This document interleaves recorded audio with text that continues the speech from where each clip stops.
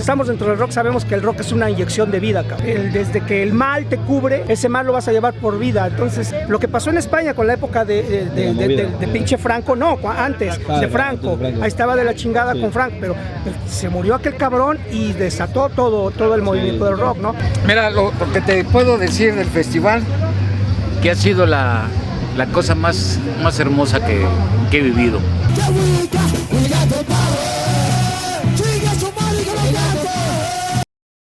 Buenas a todos amigos y un saludo desde Ciudad de México, donde continuamos con nuestro viaje. Estamos en este caso en la Plaza de las Tres Culturas y no estamos solos, tenemos por aquí a Manuel, ¿qué tal? Y a Nelva, muy buenas. Primero, muchas gracias por estar aquí, y es que hoy vamos a hablar sobre lo que ocurrió con los rockeros mexicanos, en concreto en los años 60, 70. Vosotros sois dos personas que no solo vais a participar en este vídeo, sino que lucháis por darles voz, lucháis por reivindicar todo lo que ocurrió en aquellos años.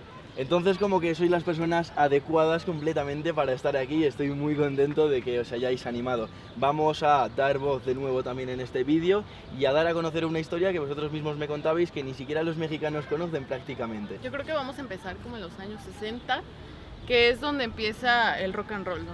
Todo esto de los Beatles, de los Rolling Stones.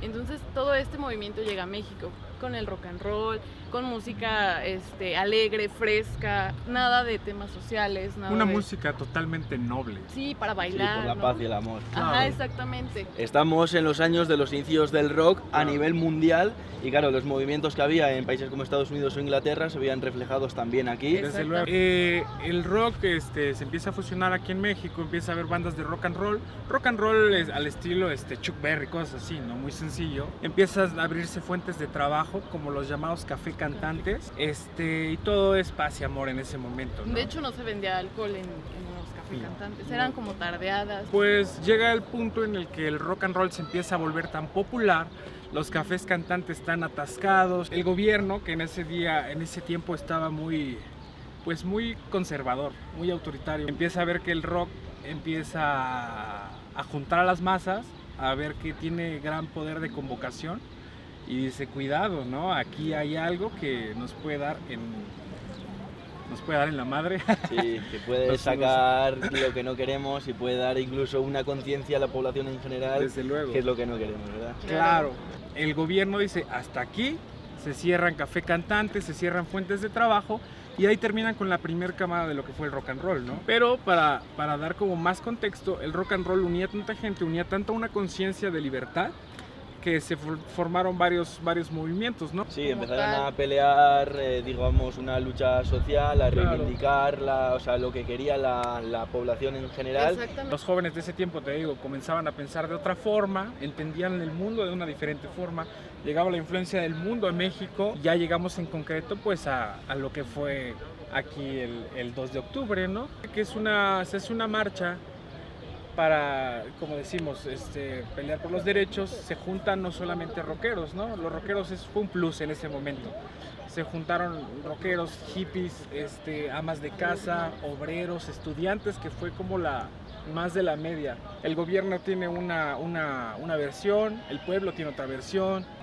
Lo que cambian las versiones es el porqué, las causas o las consecuencias, pero el hecho de que ocurrió aquí, la cantidad de muertos que hubo en el año 68, unas décadas atrás mismamente, eso es verídico, totalmente cierto, y por eso estamos haciendo esta introducción aquí donde estamos. Desde luego, claro que sí. Y sí, me gustaría añadir también lo que os contaba, lo que os decía antes, que es que hay que tener en cuenta que al final lo de primero en los 60 un rock por la paz y el amor, y después esas ramas como alternativas, que era por la lucha social y demás, ocurrió a nivel mundial. O sea, eso no es que ocurriera solo aquí, pasó también en Estados Unidos, en Inglaterra, en muchos otros países, pero solo en se decidió atacar y empezar a matar, a masacrar a esa gente. Que es muy extremo también respecto a la falta de libertad de expresión, por lo que contáis, que ya no es que arremetieran contra las personas que peleaban en las calles, sino simplemente por su estética, por cómo iban vestidos o por su pelo, ya iban contra ellos también. Comienzan los 70s y pues también creo que es la historia más dura artísticamente hablando de México. Y sobre todo resaltar eso, que hicieron todas estas persecuciones, matanzas, el genocidio que ha sido todo este movimiento del rock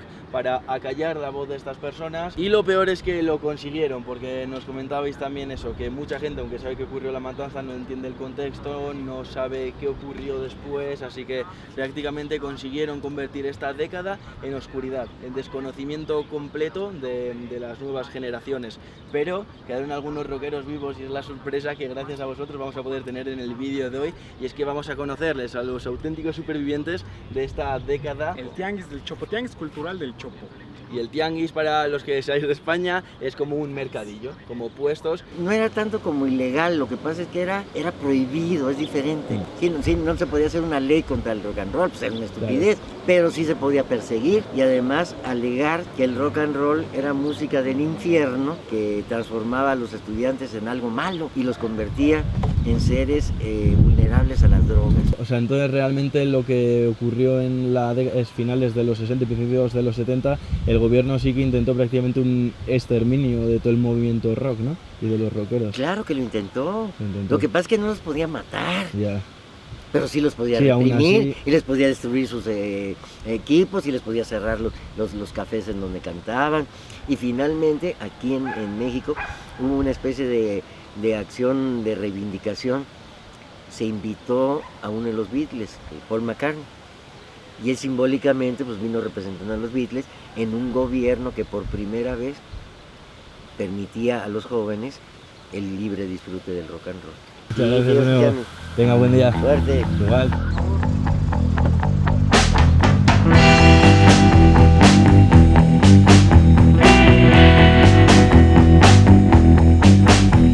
Nos encontramos ya en el Tianguis del Chopo, un lugar no tan conocido de Ciudad de México, pero donde se siente, se respira la auténtica cultura y estilo rock de la que entras. Hay bandas tocando, bandas clásicas, otros vendiendo sus CDs y libros, así que vamos a seguir hablando con ellos. Son trancheros. Muy bueno.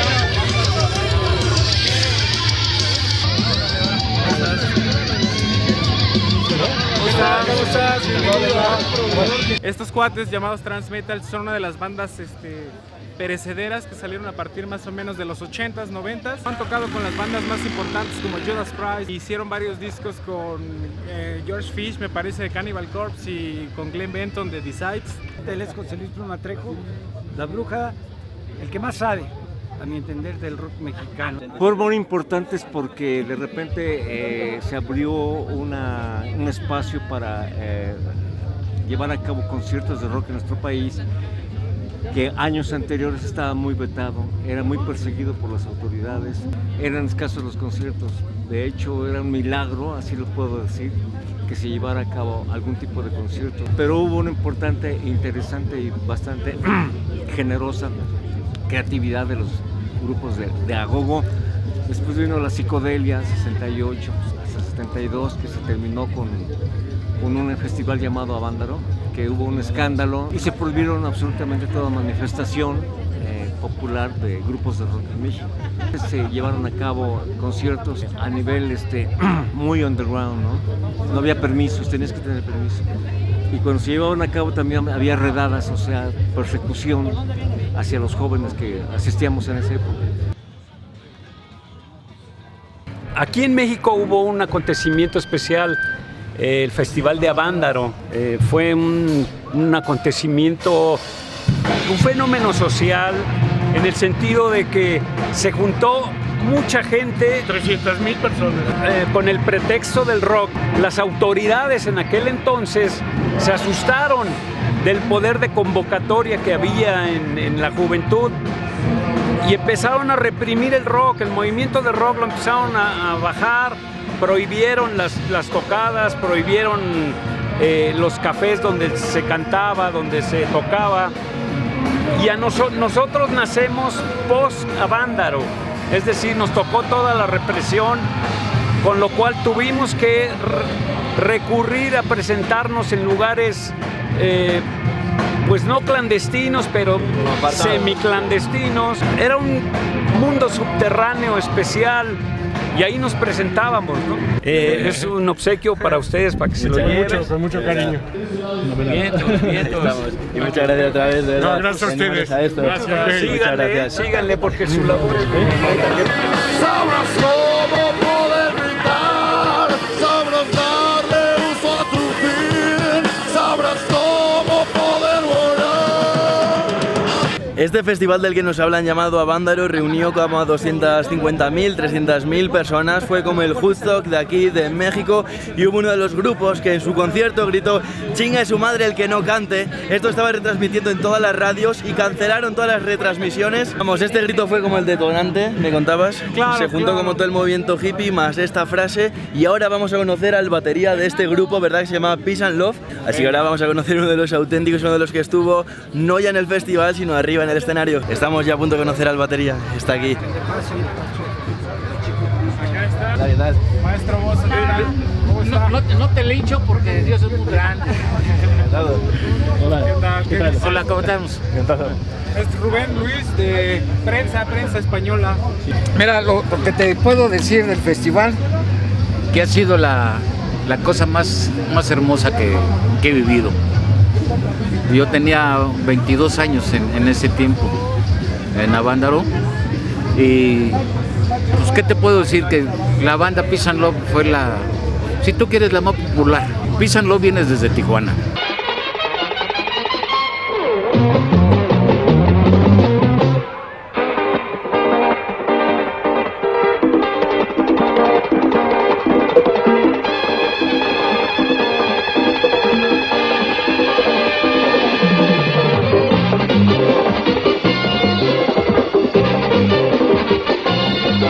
Y nosotros teníamos una canción de Carlos Santana que se llama Sacrificios del Alma, y la canción de Carlos Santana empezaba oh, oh, oh, oh.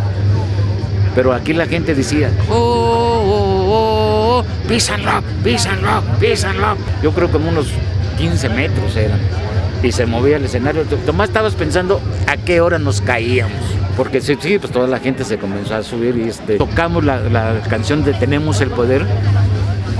We got the power. Tenemos el poder. Tenemos el poder. Vamos, escuchen todo. Tenemos el poder, tenemos el poder, tenemos el poder, tenemos el poder, tenemos el poder, tenemos el poder, tenemos el poder, tenemos el poder, tenemos el poder. Fue cuando ahí se inventó la madre. We get the power. Chingue su madre que no cante. We got the power. Venga, we got the power. Que we got the power. Chingue su madre que no cante. Después de muchos años, mucha gente nos echó la culpa a nosotros que el rock mexicano se hubiera ido para abajo. Y eso es mentira. Hasta que una persona que se llama Federico Rublí, él lo dijo. Dice, no, es que Ricardo Ochoa nunca tuvo la culpa por la mentada de madre. La cosa es que estaba el jefe de gobernación ahí. El jefe de gobernación estaba presente en el festival y se dio cuenta que una sola persona estaba moviendo más de 200,000 gentes gritando tenemos el poder. Acababa de pasar el 68, todos esos tenían miedo que se fuera a armar una revolución, pero en realidad la gente que estuvo ahí fue para sacar todo lo que traía adentro, porque así como lo pintan de que sí hubo mota, ese de rigor, hubo chupe, pero no hubo golpeados, todos se ayudaban, todos compartían comidas y todo eso. Eso fue para mí lo más hermoso del Festival de Avándaro. Todos los músicos éramos hermanos, todos nos ayudábamos, todos nos prestábamos los aparatos, que se me rompió una cuerda, aquí está mi guitarra, oye que la batería, ahí está la batería. Había más unión. Pero el rock, sigue el rock es lo más hermoso que por toda mi vida yo he vivido del rock, ¿me entiendes? Y que vive el rock and roll mexicano. Así está, que viva el rock and roll. Que viva el rock and roll. Claro que sí. Bueno, los que seguimos y los que estamos dentro del rock sabemos que el rock es una inyección de vida, cabrón. Desde que el mal te cubre, ese mal lo vas a llevar por vida. Entonces el rock no lo toma uno en etapas, se toma como momento de vida. Desafortunadamente el entorno al rock and roll mexicano ha sido de la mierda. El gobierno aquí siempre ha estado manipulando los medios. Tenemos una televisión que es la mierda, tenemos una prensa que es la mierda, las estaciones de radio no sirven una chingada. Entonces el rock en México siempre ha sido muy underground, muy subterráneo.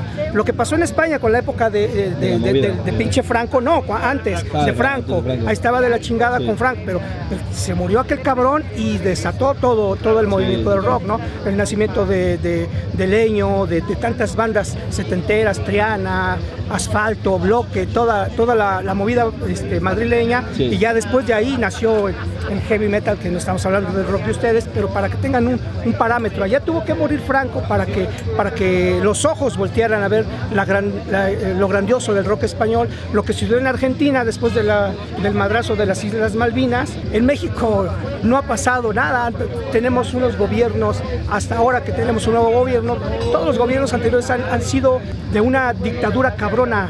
Aunque no son militares, es una dictadura cabrona y han siempre frenado la expresión del rock. El rock, ustedes saben, todos sabemos que el rock lo hace gente pensante.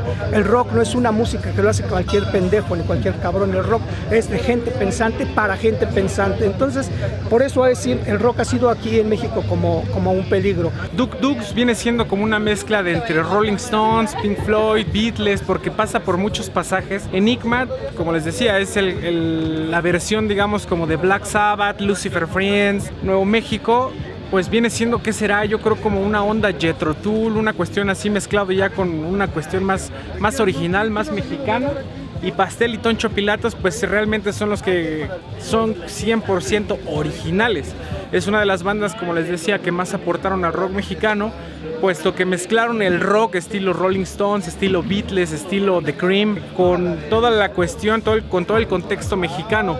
Lo mezclaron con instrumentos prehispánicos como el teponaztle, las tumbas. Soy yo, Arturo García Ortega, baterista fundador de la legendaria banda de rock y blues, Bloody Rock.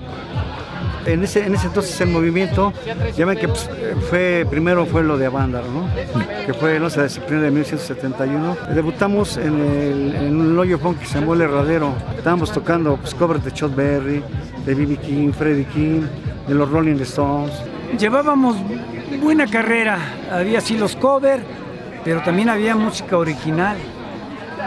Y ahí la llevábamos, pasamos a ya los 70, donde para mi entender fue el rock de mayor calidad, porque todos los grupos eran distintos, sonaban diferentes. Fue la mejor época en creatividad. Grabar un disco en aquellos tiempos es que tenías calidad y algo más. Dicen que la represión, bueno, vamos a llamarle la represión, pero yo le echo la culpa a los músicos que no se supieron adaptar al siguiente ritmo que vino, que hoy se le llama rock urbano malamente. Yo digo que el músico de aquí necesita un manager, alguien que los aconseje, que les diga por dónde. Yo les digo a los músicos que me escuchan, mexicano, un rock and rollero tiene que ser las 24 horas, vestirte como rock and rollero.